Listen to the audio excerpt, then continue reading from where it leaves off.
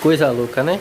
Tava caindo um pé d'água brabíssimo, brabíssimo, tudo escuro e agora volta a ficar claro de novo. Agora eu gostaria que vocês reparassem que lá na água, na praia, tá crescendo uma mancha, ou diminuindo, não sei, eu acho que tá mais crescendo.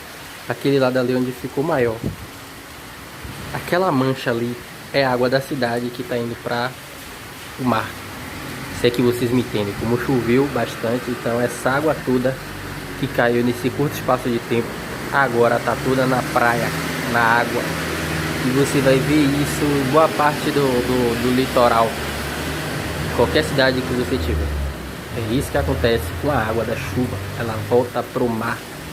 Não é? Abençoado.